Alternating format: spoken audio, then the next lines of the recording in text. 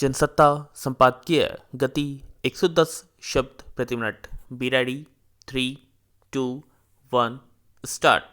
एक साल से भी ज़्यादा चले किसान आंदोलन के खत्म होने के बाद उम्मीद बनी थी कि केंद्र सरकार आगामी बजट में किसानों के उद्धार के लिए कुछ तो ऐसे कदम उठाएगी जिनसे वाकई उनका भला हो। पर वित्त वर्ष 2022-23 का जो बजट आया है उसने किसान समुदाय को निराश ही किया है। स्टॉप कहने को बजट में सरकार ने कृषि क्षेत्र के लिए ऐसे नए कदमों का ऐलान किया है जिनसे लग रहा है कि उसका जोर कृषि क्षेत्र को आधुनिक बनाने पर कहीं ज़्यादा है।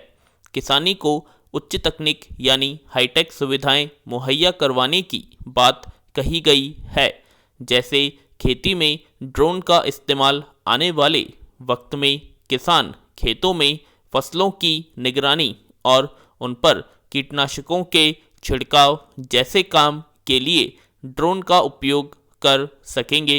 स्टॉप खेती और इससे जुड़े उद्योगों को डिजिटल तकनीक से संपन्न किया जाएगा।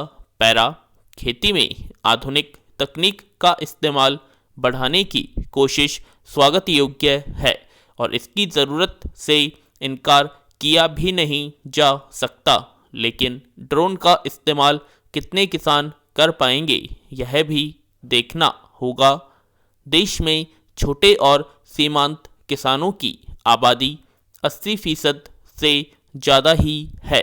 किसानों का यह तबका जिन मुश्किल हालात में खेती करता है वह किसी से छिपा नहीं है। स्टॉप बीज खाद से लेकर सिंचाई के लिए पानी और बिजली जैसी समस्याएं कहीं ज़्यादा बड़ी और गंभीर है। ऐसे में किसान आधुनिक तकनीक को कितना अपना पाएगा यह कम बड़ा सवाल नहीं है। जिन किसानों की माली हालत ही खराब है वे ड्रोन जैसी तकनीक खरीदने या उसके इस्तेमाल के बारे में तो सोच भी नहीं सकते। आज भी ऐसे गांवों की संख्या कम नहीं है जहां इंटरनेट कंप्यूटर जैसी बुनियादी सुविधाएं तक नहीं पहुंची हैं। ऐसे में कैसे किसान डिजिटलीकरण का लाभ उठा पाएंगे? गांवों में कृषि उत्पादों का कारोबार कैसे जोर पकड़ेगा? किसानों को आधुनिक तकनीक से युक्त करने से पहले उनकी बुनियादी समस्याओं पर गौर करना कहीं ज़्यादा ज़रूरी है। स्टॉप मुश्किल यह है कि देश का अन्नदाता ही सबसे गरीबी की हालत में है। ऐसे में क्या उन प्रयासों पर विचार नहीं होना चाहिए जो किसानों को आर्थिक रूप से सशक्त बनाने में मददगार साबित हो? पैरा सरकार कृषि और किसान के उत्थान के लिए जैसे लंबे चौड़े दावे करती रही है उसकी हकीकत प्रस्तावित बजट से पता चल जाती है। वर्ष 2021-22 के बजट में कृषि क्षेत्र के लिए 1.23 लाख करोड़ रुपए का प्रावधान था, जिसे संशोधन के बाद 1.18 लाख करोड़ रुपए कर दिया गया था। इस बार बजट में 1.24 लाख करोड़ रुपए रखे गए हैं, यानी 1% से भी कम बढ़ोतरी। ऐसे में किसान को हाईटेक बनाने का सपना कैसे पूरा होगा, सोचने की बात है। स्टॉप हैरानी यह है कि कीटनाशकों पर GST अभी 18% है, जिसे किसान 5% करने की मांग कर रहे हैं। किसान आंदोलन की एक बड़ी मांग न्यूनतम समर्थन मूल्य यानी MSP को कानूनी रूप देने की थी, पर बजट में इसका कहीं कोई संकेत नहीं है। आज भी गन्ना किसान अपने बकाया पैसे के लिए भटक रहे हैं। उन्हें उम्मीद थी कि महामारी संकट को देखते हुए किसान सम्मान निधि का पैसा बढ़ाया जाएगा, पर बजट में इसके लिए कुछ भी नहीं कहा गया साल 2022 तक किसानों की आय दोगुनी करने का वादा कैसे पूरा होगा, कोई नहीं जानता।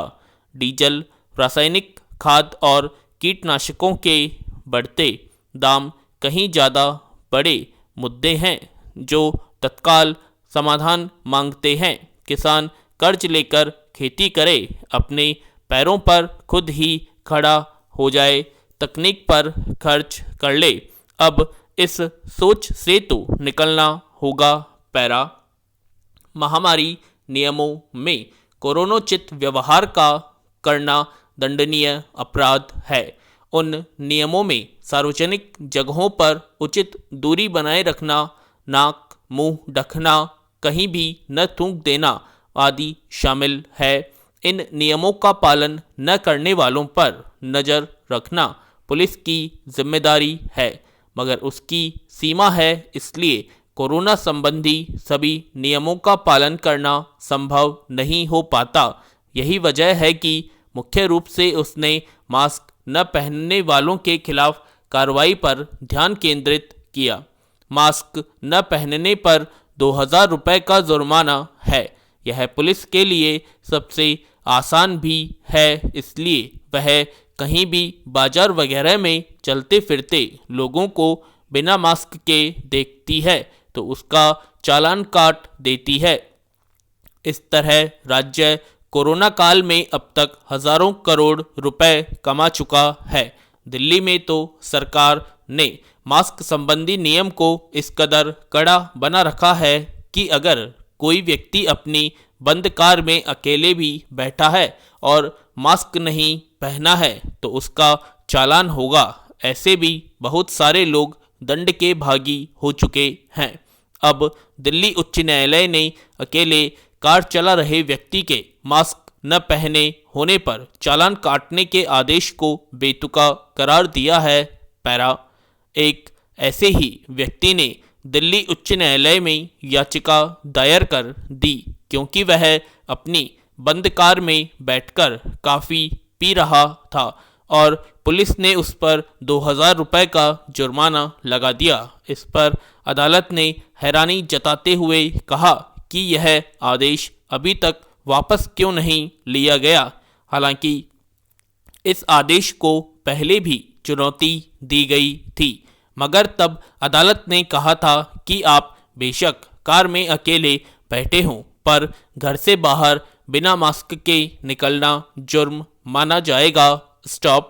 अब उच्च न्यायालय के हस्तक्षेप से इस आदेश के वापस लिए जाने की सूरत बनी है।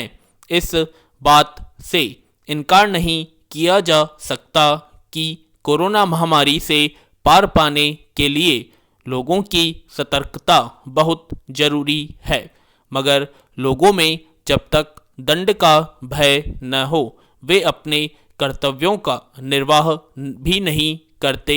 यही वजह है कि हमारे देश में ऐसे ऐसे विषयों को अपराध की श्रेणी में डाल दिया गया है और उन्हें लेकर दंड के प्रावधान किए गए हैं जिनका पालन लोगों को सामान्य नागरिक बोध के आधार पर करना चाहिए। मसलन सार्वजनिक जगहों पर या जहां तहां थूकने को लेकर भी दंड का प्रावधान करना पड़ेगा।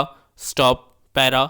नागरिकों के इसी लापरवाह रवैये को देखते हुए दिल्ली सरकार ने कड़ा आदेश दिया होगा। स्टॉप। मगर जिन लोगों ने कानून का पालन कराने का दायित्व होता है उनसे भी विवेक की अपेक्षा की जाती है, न कि कानून की लकीर पकड़कर किसी पर भी नाहक नकेल कसने की।